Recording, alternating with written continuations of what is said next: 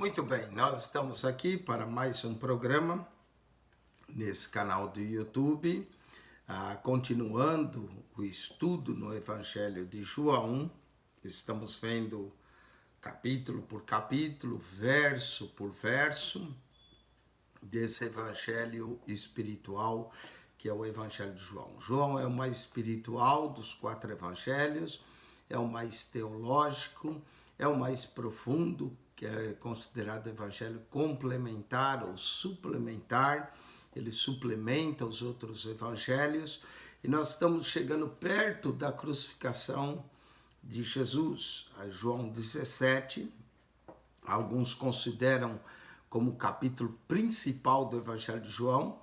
Rodolfo Bultmann, que é um erudito, um estudioso da Bíblia alemão, chega a dizer que João 17 é o capítulo mais importante de todo o Evangelho de João. Para ele não precisa nem haver crucificação da importância dessa oração sacerdotal de Jesus. Essa João capítulo 17, nós temos um capítulo inteiro da oração de Jesus. Nos evangelhos sinópticos, quando eu digo sinóptico, estou falando Mateus, Marcos e Lucas, diz que Jesus orava a noite toda, diz que Jesus passava a noite em oração, mas nós não sabemos o que ele orava, nós não sabemos o que ele falava. Nós podemos ter ideia, que nem Lucas 6,12, diz que ele passou a noite em oração e depois chamou os discípulos, e chamou 12, então dá-nos a impressão que Jesus orou a noite toda pelos seus discípulos, mas nós não sabemos o que ele orou. Quando tem a oração de Jesus, por exemplo, tem no jardim do Getsemane, Jesus orando e dizendo: Pai, se possível, afaste de mim esse cálice. Uma oração resumida, de fato, da súplica de Jesus no jardim do Getsemane. Mas João é o único evangelho que contém um capítulo inteiro do que Jesus falou antes de ir para a cruz. Nós temos capítulo 13, verso 31, começa com Jesus falando no cenáculo, quando ele lava o pé dos seus discípulos, dando as últimas instruções, chama o sermão de despedida, e vai no cenáculo do capítulo 13, 31, capítulo 14, 31. Depois Jesus parece que a caminho do jardim do Getsemane, proclamou o capítulo 15 e 16 de João, que nós já estudamos, procure o comentário desses capítulos, e aí Jesus chega lá no jardim do Getsemane, e Jesus vai fazer uma oração. E no Evangelho de João, a oração que Jesus faz está em João 17. Essa oração é maravilhosa. Nós temos 26 versos Jesus falando, sendo que nós podemos dividir essa oração em 3 partes, do verso 1 até o verso de número 8, nós temos Jesus orando por si mesmo. Do verso 9 até o verso de número 19, nós temos Jesus orando pelos seus discípulos, aqueles 12 que estavam com ele, né? Apesar que Judas o havia saído para o trair. E ele vai mencionar Judas aqui também nessa oração. E depois o verso 20 ao 26, Jesus orando por todo mundo, Jesus orando por todos aqueles que iam crer nele, né? Nós temos a divisão dessas orações no verso 9, quando começa: eu rogo por eles. Verso 20, eu rogo não somente por esses, que eram seus discípulos, mas também por aqueles que pela sua palavra hão de crer em mim. E aí vai até o final. Então Jesus primeiro ora por si, depois ora pelos discípulos, depois ora pelo mundo, né? Pelos que hão de crer nele, pelos crentes, de uma forma geral. Então Jesus não pede, na verdade, pelo mundo, mas por aqueles que hão de crer nele. Então presta atenção. Primeiro, verso 1 a 8, ora por si mesmo. Segundo, ora pelos seus discípulos. Terceiro, ora por aqueles que hão de crer nele. Isso nos ensina um princípio de oração muito importante, que antes de clamar pelo mundo inteiro, antes de clamar pelas pessoas, pela salvação daqueles que hão de crer em Jesus, nós devemos orar por nós mesmos, não é? A nossa comunhão com Deus deve estar bem para depois nós levarmos essa comunhão para o próximo, não é? Tem gente que quer pregar para o mundo, mas a vida dele não está bem com Deus. E é importante que a nossa vida, a nossa comunhão com Deus esteja importante, né? Nesse capítulo 17, esteja em primeiro lugar, né? E nesse capítulo 17, nós também vamos entender o que é vida eterna. Nós vamos entender também da pré-existência de Cristo, que Cristo já existia antes que o mundo existisse, estava com o Pai. Nós vamos entender que Jesus, o homem Jesus teve início, mas o Cristo é pré-existente, como diz no João 1:1, no princípio era o Verbo estava com Deus, o Verbo era Deus, ele estava no princípio com Deus. E nós notamos isso aqui, vai falar do termo hora novamente, falando da hora em que Jesus deve ir para a cruz, e tudo isso nós vamos ver em João 17. Então, vamos aí nessa aventura de João 17, essa oração sacerdotal, que é um dos capítulos principais do Evangelho de João. Nós temos a oração de Jesus nesse Evangelho. Presta atenção. Jesus falou essas coisas levantando os olhos ao céu. A primeira coisa que me chama a atenção era a forma como Jesus orava. Muitas vezes, quando nós vamos orar, nós abaixamos a cabeça, fechamos os olhos, nos curvamos diante de Deus. Jesus orava diferente. Ele levantava os olhos ao céu, falava com o Pai, sua comunicação era diferente, não é? A atitude, a posição de Jesus é uma coisa interessante. Jesus levantou os olhos aos céus, e é para lá que nós devemos olhar, porque a nossa redenção vem do alto, e disse, Pai. Pai, esse termo Pai no Evangelho de João, você já deve ter notado no sermão de despedida, repetiu várias vezes, ele aparece mais de 120 vezes no quarto evangelho, o termo Pai. Aparece nos evangelhos sinópticos, mas no Evangelho de João, se nós tivesse que dar um outro nome ao Evangelho de João, eu diria o Evangelho do Pai. Mais de 120 vezes aparece a palavra Pai. Talvez é a palavra que mais aparece, depois a palavra crer, não é? A palavra crer aparece cerca de 98 vezes. A palavra Pai no Evangelho de João aparece 120 vezes. 120 vezes a palavra Pai. Então presta atenção como Jesus se dirige ao Pai, a comunhão do Pai, ele é íntima. Levantando os olhos ao céu, diz, Pai, é chegada a hora. Novamente o termo hora, repete 17 vezes no Evangelho de João, está falando da hora em que Cristo vai morrer pelos nossos pecados, da hora em que ele vai dar a sua vida por nós. Glorifica teu filho, né? Pai e filho, é um relacionamento muito íntimo no Evangelho de João. Filho também repete diversas vezes, toda vez que aparece o pai, aparece quase que o filho. Então, se o pai aparece 120 vezes, o filho também aparece pelo menos 120 vezes. Glorifica o teu filho, para que também o teu filho te glorifique a ti. Jesus não tem problema nenhum em se pronunciar como filho de Deus, não é? Ele é o filho de Deus. Um dia eu conversava com uma pessoa muçulmana e ele dizia para mim que a ideia de Deus ter um filho era uma ideia inconcebível. Como é que Deus poderia ter um filho? Os muçulmanos só creem que Jesus é profeta, como Maomé, sendo que Maomé é o último profeta, não é? Mas o problema dele é que ele nunca leu o Evangelho de João. Se você ler o Evangelho de João, Jesus diversas vezes se proclama como Filho de Deus, se proclama igual a Deus, tentaram pegar em pedras, atirar nele. Ele diz, eu e o Pai somos um. Pai e Filho é um tema constante no Evangelho de João. Então, se os muçulmanos lerem o Evangelho de João, vai descobrir que realmente Deus tem filho, não é? Jesus falou essas coisas, levantando os olhos do céu, diz, Pai, é chegada a hora, glorifica teu filho, porque também o teu filho te glorifique a ti. Não é? Pai e filho é um termo constante. E a proclamação da fé cristã é essa, Tu és o Cristo, o Filho do Deus vivo, não é? Essa é a proclamação. Quando a gente crê que Jesus é o Cristo, o Filho do Deus vivo, que ele é também Deus, que ele é Deus semelhante ao Pai, nós vamos entender melhor esse relacionamento pai e filho. Glorifica teu filho para que também o teu filho te glorifique a ti. Glória ou glorificação era Cristo morrendo pelos nossos pecados.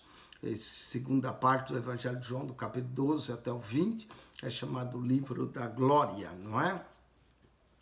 Assim como desse poder sobre toda a carne, para que dê a vida eterna a todos quanto lhe desses. Quem nos dá a vida eterna é Cristo. Quando nós vamos a Cristo, Cristo é o doador da vida eterna. Cristo nos concede a vida eterna. A vida eterna é outro tema no Evangelho de João, e nós podemos ter a vida eterna através do Filho.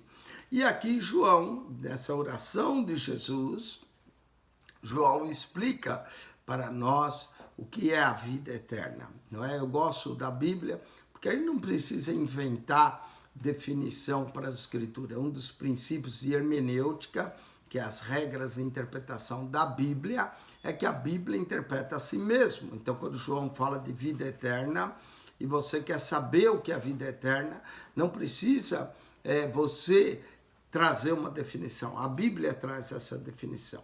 17:3, na oração sacerdotal de Jesus, nós temos o que a vida eterna é.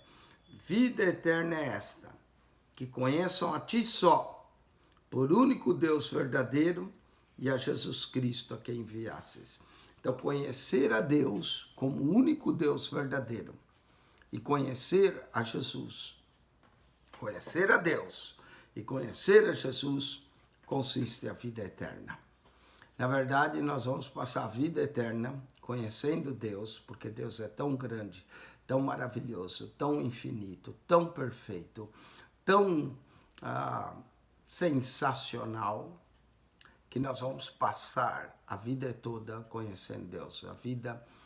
Deus é tão ilimitado, né? Nós somos limitados, mas Deus não tem limites. Então nós vamos passar a vida eterna toda conhecendo a Deus e conhecendo a Jesus. Não é conhecer a Jesus. Nós, quando vemos os evangelhos, vemos uma face de Jesus. Vemos algumas coisas, mas Jesus é muito maior.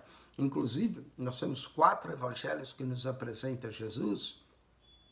E o 5º evangelho eu considero o Apocalipse, a revelação de Jesus Cristo.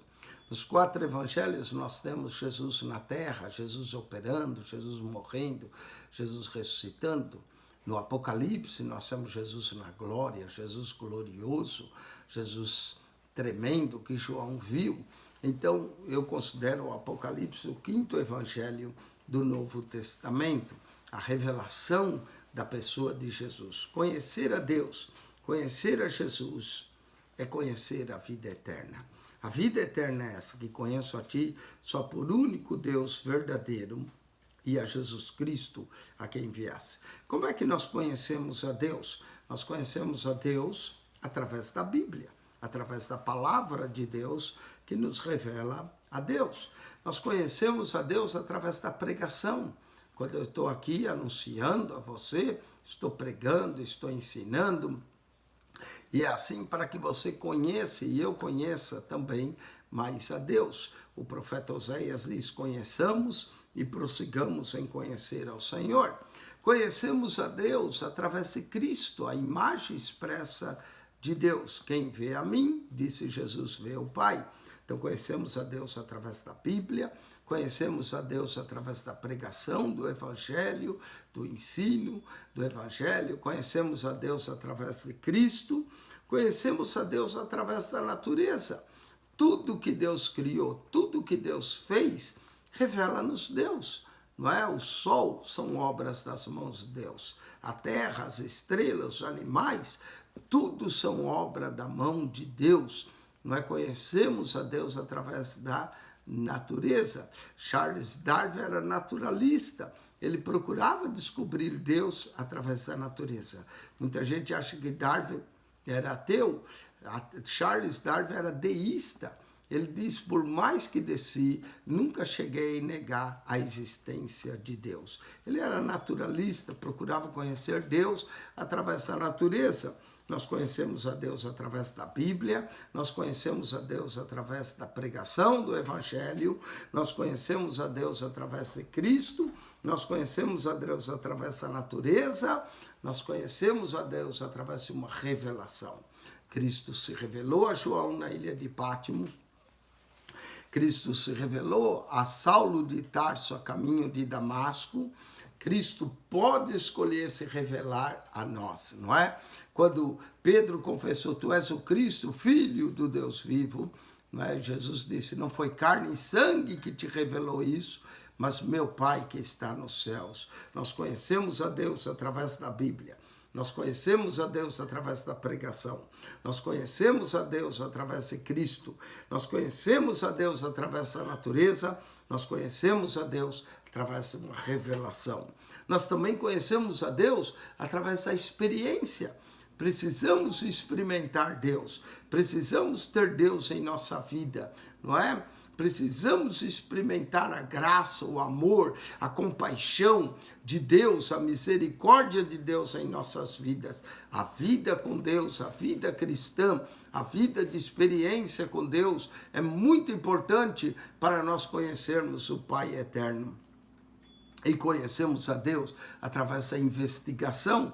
Examinai as Escrituras, porque cuidais ter nela a vida eterna, e são elas que de mim testificam. A vida eterna é conhecer a Deus. Examinai, investigai, conheceis a Deus. Prossigamos e conhecer ao Senhor. Então, 7 coisas pelas quais conhecemos a Deus. Conhecemos a Deus, número 1, através da Bíblia. Conhecemos a Deus, número 2, através da pregação do Evangelho. Conhecemos a Deus através de Cristo. Quem vê a mim, vê o Pai. Conhecemos a Deus através da natureza. Conhecemos a Deus através de uma revelação de Deus. Conhecemos a Deus através da experiência, a 6ª. E conhecemos a Deus através do exame, da investigação das Escrituras. 7 coisas que podemos conhecer a Deus através da Bíblia, da pregação de Cristo, da natureza, da revelação, da experiência e da investigação. Amém? Então você pode conhecer a Deus. A vida eterna é essa, que conheço a ti, só por único Deus e verdadeiro, e a Jesus a quem enviaste. Que oração de Jesus! Que oração também proclamando verdades maravilhosas de conhecer a Deus. Eu te glorifiquei na terra. Cristo fez a obra de Deus na terra, glorificou o Pai, não buscou a sua glória, mas buscou a glória do Pai, buscou nos revelar o Pai. Tudo que ele fez foi o que o Pai mandou, tudo que ele falou foi o que o Pai mandou ele falar, não é? Eu te glorifiquei na terra, tendo consumado a obra que me deste fazer. Qual obra que Cristo veio fazer? A obra da redenção, a obra da salvação, a obra da nossa transformação. Cristo veio fazer a obra de Deus. Como ele disse, a minha vontade é fazer a vontade daquele que me enviou. A minha comida é fazer a vontade daquele que me enviou. João 4,34. Ele consumou a obra de Deus. Ele consumou a obra da salvação.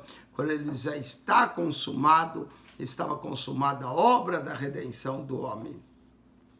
E agora glorifica-me tu, ó Pai, junto de ti mesmo, com aquela glória que tinha contigo antes que o mundo existisse.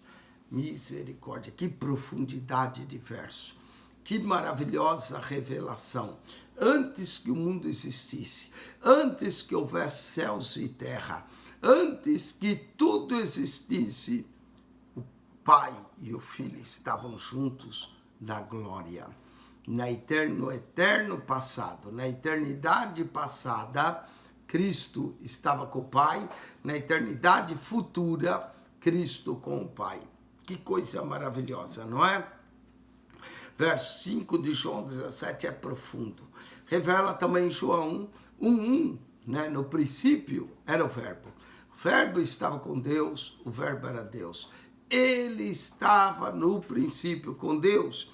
E olha João 17,15, agora glorifica-me, ó Pai, junto de ti mesmo, com aquela glória que tinha contigo, antes que o mundo existisse. Não é à toa que Rodolfo Bultmann, esse erudito alemão, se impressionou tanto com João 17. João 17 revela-nos verdade profunda, revela-nos que é a vida eterna, revela-nos a glória que o Filho tinha com o Pai antes que o mundo existisse. Antes que o mundo existisse, antes que houvesse céus e terra, antes que houvesse anjos, antes que houvesse o homem, Pai e o Filho estavam na eternidade. Por isso que ele é o primeiro e é o último, é o princípio e o fim, é o alfa e o ômega. Deus estava no princípio com o Pai, Jesus estava com o Pai, agora no final Jesus estará com o Pai, é a eternidade. Manifestei o teu nome aos homens, o nome de Deus, o nome poderoso, não é? A Testemunha de Jeová gosta de usar esse verso, que o nome que Jesus ensinou foi o nome Jeová. Mas o Jeová é uma tradução da King James, não é, do nome Yahweh ou Yahavé, o tetagrama Yod, Re, Val, Yod, que ninguém sabe exatamente o Re, como se pronuncia. Alguns dizem Yahweh, outros dizem Yahavé, outros dizem Jeová. Ninguém sabe a pronúncia correta. Os judeus evitam pronunciar o nome. Eles dizem Hashem, que quer dizer o nome, porque ninguém sabe a pronúncia correta, jamais para ofender o Eterno, jamais para ofender a Deus, com medo de tomar o Deus em vão, eles nunca pronunciam o tetagrama. Os escribas, quando escreveu o tetagrama, se banhavam, não é? Antes de escrever, de tão santo, eterno e maravilhoso que eles consideram o nome de Deus, eles só dizem Adonai, que quer dizer meu Senhor, ou dizem Hashem. Até Adonai se tornou tão santo que eles evitam falar o Hashem, ou Olém, que quer dizer o eterno, não é? Mas o tetagrama, eles evitam pronunciar por causa do não sabe a pronúncia certa. Jesus aqui também mencionou o nome, né? Hashem, o nome, ou seja, não ousou pronunciar o nome de Deus. Manifestei o teu nome aos homens, que do mundo me desses. E o nome também Yeshua, ou Jesus, que quer dizer o nome, não é? Manifestei o teu nome aos homens, que do mundo me desse.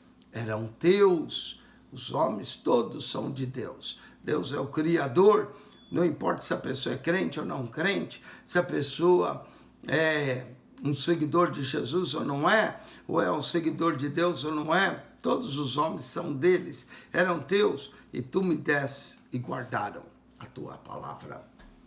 Então, Jesus está dizendo que manifestou o nome de Deus, o nome eterno, o nome maravilhoso, o nome que é sobre todos os nomes. Agora já tem conhecido que tudo quanto me des provém de ti. Não é? Tudo vem de Deus. Deus é o doador da vida, Deus é o doador de todas as coisas, tudo provém dele, porque lhes dei as palavras que me desse e eles a receberam. A palavra de Deus, as palavras que Jesus pronunciou e tem verdadeiramente conhecido que saí de ti e creram que me enviasses. Jesus é o enviado do Pai. O termo enviar, o enviado, repete diversas vezes nesse evangelho de João, que é o termo Siloé em hebraico, né? O enviado. Havia o tanque de Siloé, onde Jesus enviou o cego de nascença para lavar-se, né? Ele é o enviado do Pai. Note que essa oração, do verso 1 ao 8, fala do relacionamento de Cristo com o Pai antes que o mundo existisse, da glória eterna, de algo maravilhoso. Nós temos profundeza do verso 1 ao verso 8 nessas declarações de Jesus. E tem verdadeiramente conhecido que saí de ti e creram que me enviasses. Agora, do verso 9 ao 19, Jesus vai orar por aqueles 12. E eu digo pelos 12 porque ele vai incluir Judas aqui também.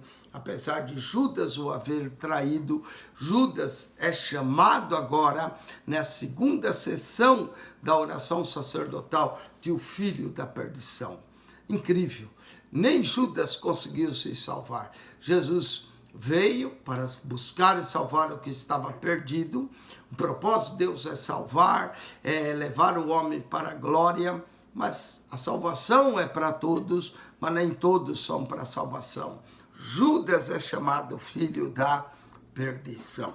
Amém? Então, Judas acaba se perdendo, se desviando, se afastando, apostatando da fé, vendendo o mestre por 30 moedas de prata, que era o preço de um escravo. Diz no Evangelho de João, e nós lemos, estudamos, Satanás entrou em Judas, por isso ele é chamado filho da perdição. Novamente, salvação é para todos, mas nem todos são para salvação. Aqui derruba parte do universalismo, que crê que no final todos serão salvos. Não, Judas se perdeu, é chamado filho da perdição, não é? Salvação e a vontade de Deus é que todos os homens sejam salvos, mas nem todos serão salvos, infelizmente, não é? Mas o que depende de Deus, Ele quer salvar, Ele quer perdoar, Ele quer levar o homem para o céu. Mas sempre existe também um outro fator que é chamado livre-arbítrio. Por isso que eu creio no livre-arbítrio, que mesmo Deus querendo salvar o homem, mesmo Deus sendo soberano, mesmo Deus enviando sua graça, alguns infelizmente se perdem. E aqui nós vamos ver isso claramente na segunda sessão da oração, a oração que Jesus faz pelos seus discípulos. João 17:9. Eu rogo por eles. Note que Jesus era aquele que intercedia, rogava pelos seus discípulos. Não rogo pelo mundo, não é? Jesus não tinha nada com o mundo, mas por aqueles que me desse, porque são teus. Note que aqueles 12 pertenciam a Deus, era de Deus, Deus os entregou a Jesus, não é? E todas as minhas coisas são tuas e as tuas coisas são minhas, e nisso glorificado. Que glória! Qual é a glória de Cristo? É que tudo que é de Jesus pertence ao Pai, tudo que é do Pai pertence ao Filho, não é? Todas as coisas são tuas e as tuas são minhas, e nisso sou glorificado. Eu já não estou mais no mundo. Cristo já se considerava saindo desse mundo. Saiu do Pai para o mundo, agora sai do mundo e volta para o Pai, conforme João 16 nos revela, não é? Eu já não estou no mundo, mas esses estão no mundo. Eu vou para ti. Não é? Esse termo, eu vou para ti, começa lá no capítulo 8, quando Jesus diz, 8:22, para onde eu vou, vós não podeis ir, buscar-me-eis e não me achareis, não é? E vai vindo por todo o discurso de Jesus no sermão de despedida, eu vou para ti, Pai Santo. Olha a palavra Pai, quantas vezes refere, Pai Santo. Jesus usa algumas expressões para o Pai nesse capítulo, Pai Santo, Pai Justo, Pai, Pai, Pai, Pai. Não é? Que coisa maravilhosa. Pai Santo, Pai Justo, guarda em teu nome aqueles que me deste, para que sejam um, assim como nós. Um em propósito, um com o Pai, um em união. A verdadeira união do cristão se encontra, ele está no Pai, porque se nós somos um com o Pai, seremos um com o outro, não é? Infelizmente, quando se fala de união, hoje não se vê muita união entre cristãos, porque muita gente busca os seus interesses, não busca o que é de Deus, mas se nós estamos um com o Pai, estaremos um com todos aqueles que estão unidos com o Pai, para que sejam um, assim como nós. Aqui um significa um em propósito, um em vontade, um em buscar o reino de Deus, não é? Hoje que existe muita desunião, mas só com bom e com suave é que os irmãos vivem em união. Mas a união verdadeira começa quando nós somos um com o Pai, não é? Para que sejam um. Estando eu com eles, guardavas em teu nome. O nome de Deus, o nome poderoso. Tenho guardado aqueles que tu me desse, e nenhum deles se perdeu. Peraí, nenhum deles se perdeu? Aí Jesus explica, senão o filho da perdição, para que se cumprisse as Escrituras. Então Judas é chamado filho da perdição, não é? Satanás entrou em Judas. Pedro, o pecado de Pedro não é muito diferente do de Judas. Judas traiu, Pedro negou, mas Pedro se arrependeu. Judas, infelizmente, não se arrependeu. Judas tirou a sua própria vida. Satanás realmente destruiu a Judas, sendo filho da perdição. Mas até esse filho da perdição diz, para que a Escritura se cumprisse. Aquele que mete comigo a mão no prato, levanta o calcanhar contra mim. Isso nós vamos no capítulo 13 do Evangelho de João. Nenhum se perdeu, senão filho da perdição, para que a Escritura se cumprisse. Que tristeza a perdição de Judas. Que tristeza Judas ter permitido que Satanás entrasse em seu coração. Mas agora vou para ti. E digo isto no mundo, Jesus enquanto estava no mundo, para que tenha a minha alegria completa em si.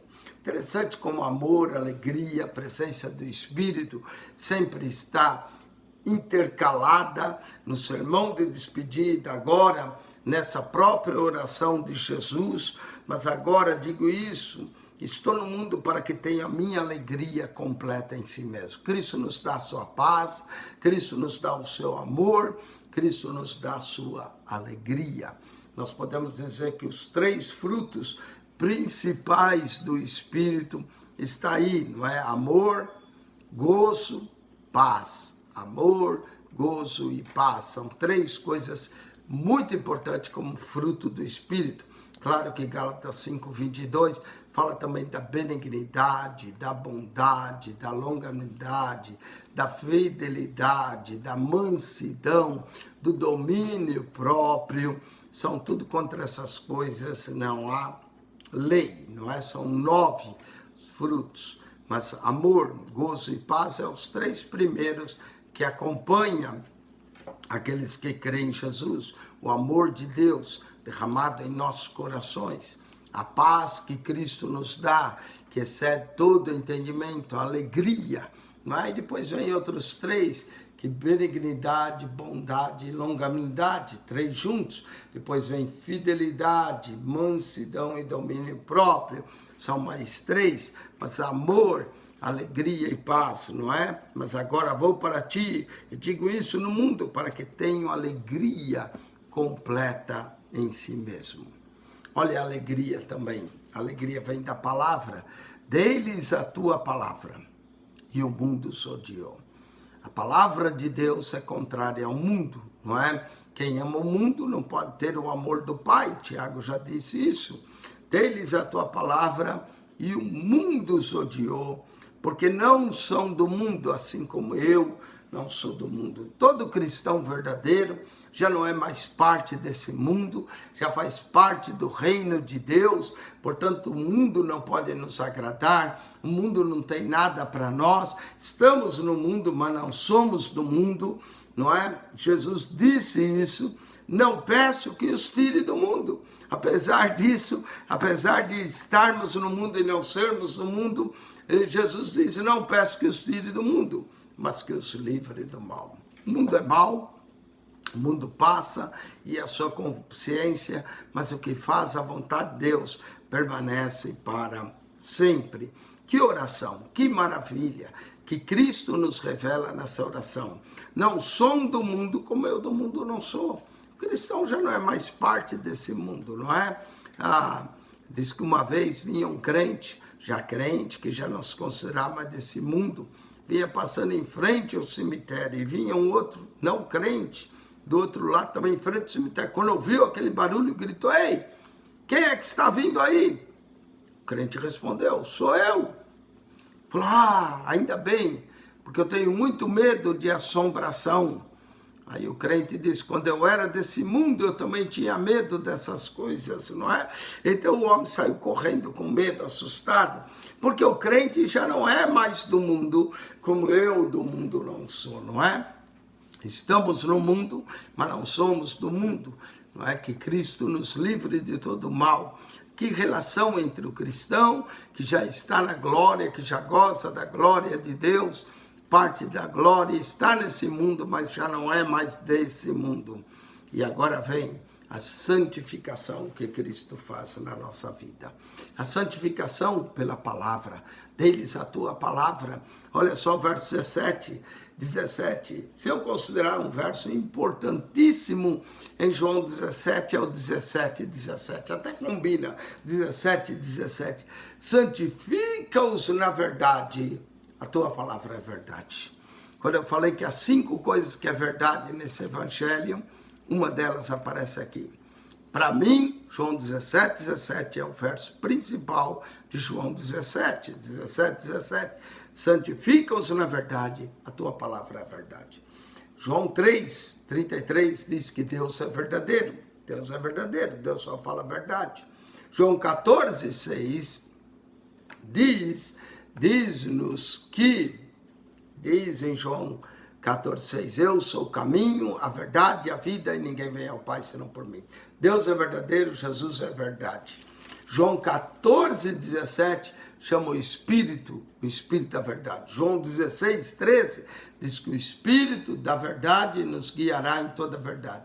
Então Deus é verdadeiro, Jesus é verdade, o Espírito é o Espírito da verdade que nos guia em toda a verdade. Agora João 17, a palavra é a verdade. E João 21:25, o testemunho do discípulo é verdadeiro. Então nós temos Deus verdadeiro, Jesus é verdade, o Espírito da verdade. A palavra é a verdade, porque a palavra procede da verdade de Deus. A palavra é o próprio Jesus, não é? A palavra é a verdade e o testemunho do discípulo é a verdade. Então, santifica-os na verdade, a tua palavra é a verdade. Por isso que a palavra nos limpa. Jesus disse, vós já estáis limpo pela palavra que vos tenho falado, né? Dei-lhes a tua palavra. A palavra santifica, a palavra limpa, a palavra purifica, a palavra transforma, a palavra é viva, a palavra é eficaz, a palavra tem poder, a palavra penetra, a palavra de Deus nas nossas vidas. Santifica-os na verdade, a tua palavra é a verdade. E assim como tu me enviaste ao mundo, também os enviei ao mundo. Nós não somos do mundo, estamos no mundo, somos enviados de Deus ao mundo para que o mundo creia em Deus. Por isso que todo cristão é uma testemunha fiel e verdadeira de Jesus. Se ele é cristão verdadeiro, ele é o enviado de Deus ao mundo. Ele está no mundo, mas não é do mundo. Ele vem aqui como enviado de Deus anunciar as palavras de Deus. Eu espero que esse programa esteja fazendo isso, anunciando que seja o enviado de Deus falando a você, amém? Através da palavra de Deus. Eu não estou dando a minha palavra, estou dando a palavra dele, a palavra que santifica, a palavra que limpa, a palavra que purifica, a palavra que penetra, a palavra que é viva, a palavra que é eficaz, a palavra que é poderosa, a palavra que transforma, a palavra que nos leva a crer nele. Santifica-os na verdade, pois a tua palavra é a verdade. E por eles me santifico a mim mesmo, para que eles também sejam santificados na verdade. O próprio Cristo se santifica, Cristo nos santifica, a palavra nos santifica, Cristo é a palavra viva e eficaz e poderosa. Muito bem, Jesus então ora por si mesmo, para que ele tenha a mesma glória, ora pelos discípulos, para que Deus os guarde do mundo. Ninguém se perdeu a não ser o filho da perdição. Agora do verso 20 a 26, para encerrar esse capítulo maravilhoso, capítulo grande, capítulo tremendo, oração de Jesus, oração sacerdotal, oração intercessória, ora por si, ora pelos discípulos. Agora ele ora por todos, porque tem uma fé uma experiência com Ele através da palavra. Verso 20, eu não rogo somente por esses, ou seja, por aqueles 12, mas também por aqueles que, pela sua palavra, hão de crer em mim. Que verso profundo, que verso maravilhoso. Nós cremos em Jesus pela palavra, não é? Nós cremos, entregamos nossa vida através da pregação, por isso que precisa ser, como virão se não há quem os enviarem? Como serão enviados se Deus não os enviar, não é? De sorte que a fé vem pelo ouvir a palavra de Cristo. Então, quando ouve a pregação, quando ouve a palavra de Cristo, quando a pessoa crê na palavra, ela se converte, não é? Como Jesus diz, não é? Quem tem sede, vem a mim e beba. Quem crer em mim, como diz as Escrituras, rios de água viva fluirão. Eu não rogo somente por esse, mas também por aqueles que pela sua palavra hão de crer em mim. Aí está o poder da palavra. A palavra, a fé vem pelo ouvir e ouvir a palavra de Deus. Pela palavra de Deus vão crer em Jesus. Para que todos sejam um. Volta o termo um. A união não é, nós temos que ser unidos. Não, a união com o Pai, a união de propósito. Para que todos sejam um como tu, ó Pai, o és em mim e eu em ti. Que também eles sejam um em nós, para que o mundo creia quem me enviasse. Muitas vezes tem gente que fala de união, fala, vamos ser unidos, mas ele está falando, vamos se unir, una-se a mim, seja, pensa como eu. Não é isso que é união. União é sermos unidos com propósito com o Pai, é sermos um com o Pai. Quando nós somos um com o Pai, seremos um com os outros, não é? Mas não é une-se a mim, pensa igual a mim, seja como eu. Isso não é união, isso aí é unilateralismo, não é? Para que todos sejam um como tu, ó Pai, o és em mim e eu em ti. A nossa união é com o Pai e com o Filho. E quando nós estamos unidos com o Pai e com o Filho, teremos união uns com os outros, porque estão unidos com o mesmo propósito, com o mesmo fim, com o mesmo objetivo. Então a nossa união é com o Pai e com o Filho, para que todos sejam um com tu, ó Pai, o és em mim e eu em ti, para que eles estejam um em nós. Note que a nossa união não é um ecumenismo como proclamam por aí, mas é a união com o Pai e com o Filho. Todos aqueles que estão unidos com o Pai e com o Filho, têm o mesmo propósito com o Pai e com o Filho, procuram a vontade do Pai e do Filho, vão ser unidos aqui.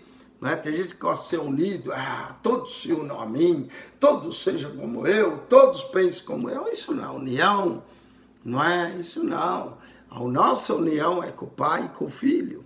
Quando nós estamos unidos com o Pai e com o Filho, temos união de propósito, para que todos sejam um, para que o mundo creia que tu me enviasses. Não é? União com o Pai e com o Filho, união de propósito, vai nos levar o mundo a crer que Deus enviou o seu Filho ao mundo para que todo aquele que nele crê não pereça, mas tenha a vida eterna. Eu lhes dei a glória. Olha só, a glória, o poder e o reino pertencem ao Pai. Mas Cristo nos dá o reino, Cristo nos dá o poder e Cristo nos dá a glória. Mas ao final da oração diz, porque teu é o reino, o poder e a glória.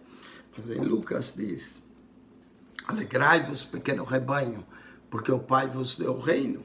Jesus diz, mas recebereis poder ao descer sobre vós o Espírito Santo.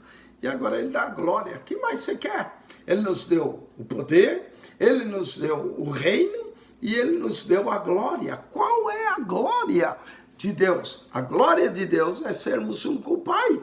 Olha só, deles a glória que a mim me desse. Qual é a glória? Qual é a maior glória? Ele pensa, glória, glória, glória. Mas a glória para que todos sejam um como nós somos um. Unido com o Pai, unido com Deus, unido em propósito, unido em vontade, essa é a glória de Deus. Se nós estamos em Deus, nós temos o reino. Se nós estamos em Deus, nós temos o poder. Se nós estamos em Deus, temos a glória. Se nós estamos em Deus, temos o amor. Glória é unido em propósito, em amor, em ganhar o mundo para Cristo. Essa é a verdadeira glória. Dê-lhes a glória que a mim me desse, para que sejam um, como nós somos um. Estar em Deus é estar na glória. Ter Cristo no coração é algo glorioso. Ter Cristo no coração é ter o reino.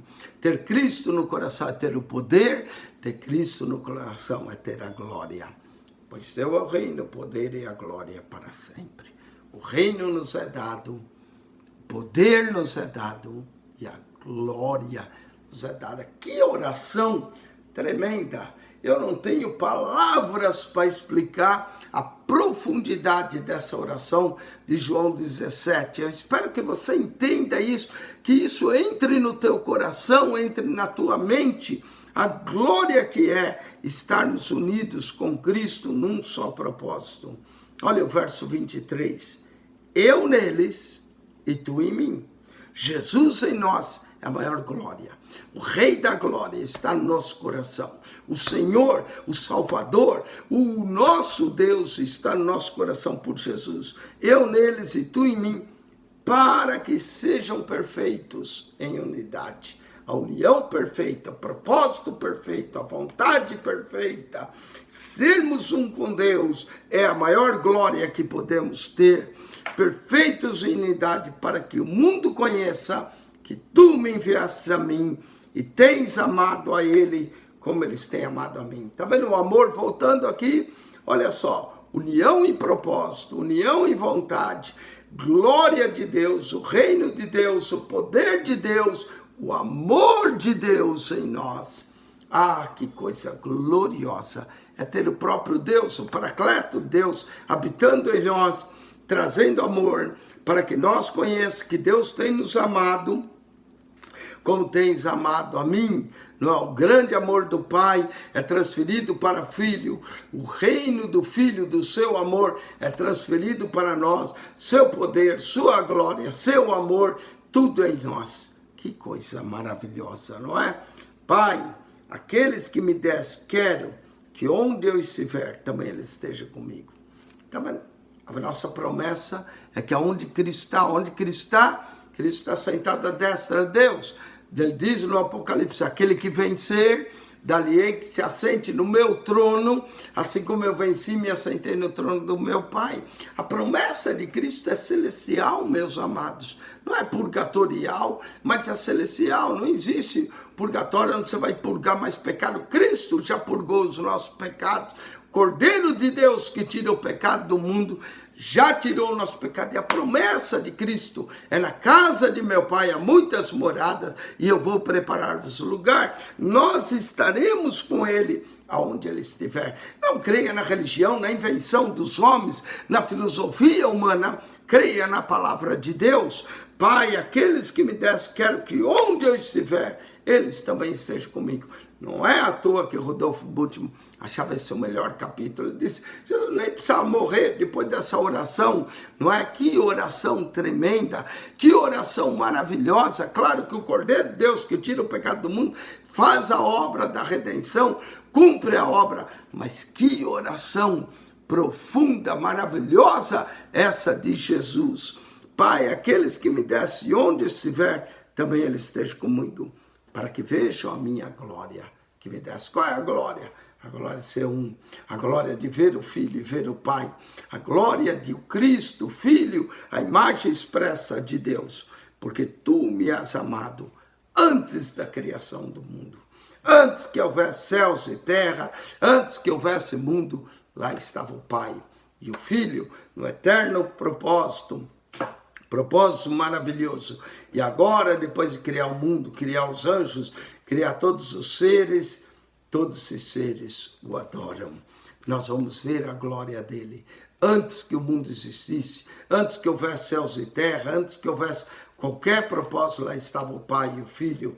E nós iremos contemplar isso e seremos um novamente com o Pai.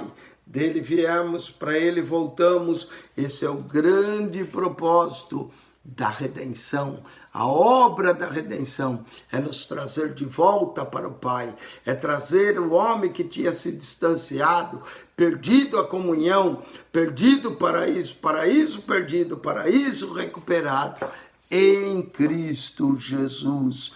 Voltemos à glória, voltemos à união, voltemos a ter comunhão com o Pai. Não há maior glória do que essa da comunhão perfeita com o Pai, com o Filho, nossos pecados perdoados, nossos pecados lavados, nossos pecados santificados na verdade da palavra de Deus. Amém?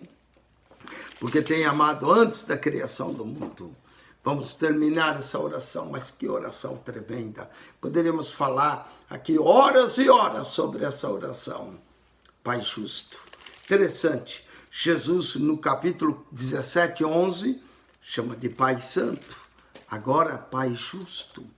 Que expressão maravilhosa, a justiça do Pai, a santidade do Pai, a glória do Pai, a unção do Pai, o amado do Pai, Jesus, Pai Santo, Pai Justo, Pai justo, Pai de justiça, Pai de toda justiça. O mundo não te conheceu, nem o pode conhecer, não é? O mundo não conheceu, assim como não conheceu a Cristo, assim como rejeitou a Cristo.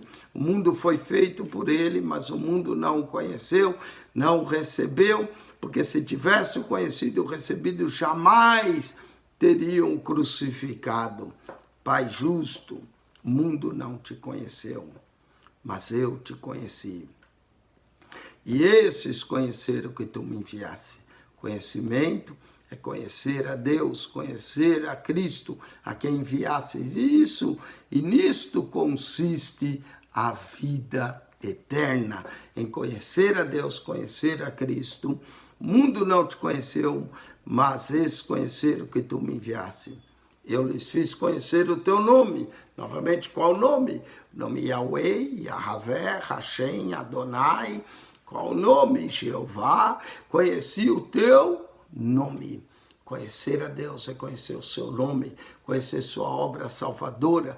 Nome tem a ver com o caráter de Deus, tem a ver com a pessoa de Deus. Conhecer o nome dele, não é? Conhecer o grande eu sou o que sou, como disse a Moisés no meio da sarça. Você vai dizer que o eu sou te apareceu. Nesse evangelho nós temos 7 eu sou o pão da vida, eu sou a luz do mundo, eu sou a porta, eu sou o bom pastor, eu sou a ressurreição e a vida, eu sou o caminho, a verdade e a vida.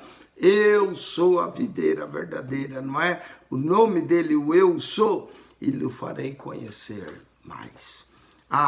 Andar com Deus, andar com Jesus, é um conhecimento profundo, é um conhecimento que nunca se acaba.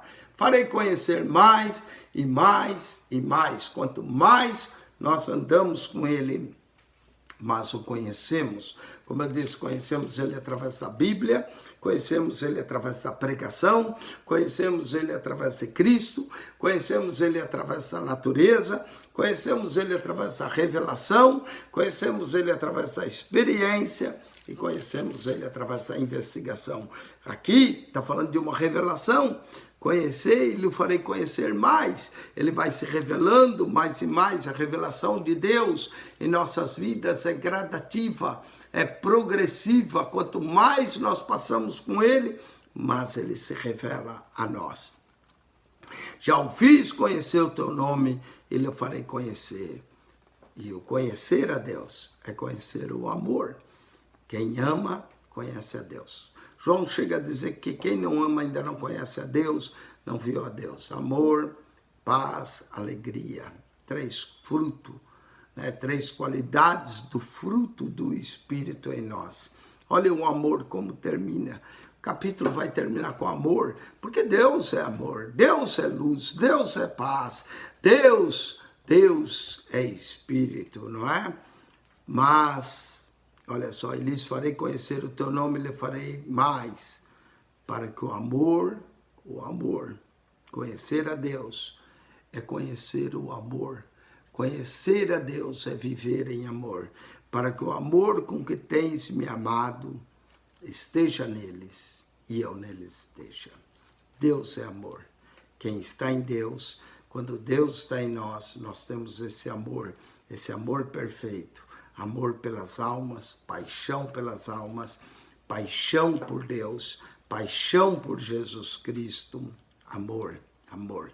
Quem ama está em Deus. Quem não ama ainda não conhece a Deus. Vida eterna é conhecer a Deus, vida eterna é conhecer o amor.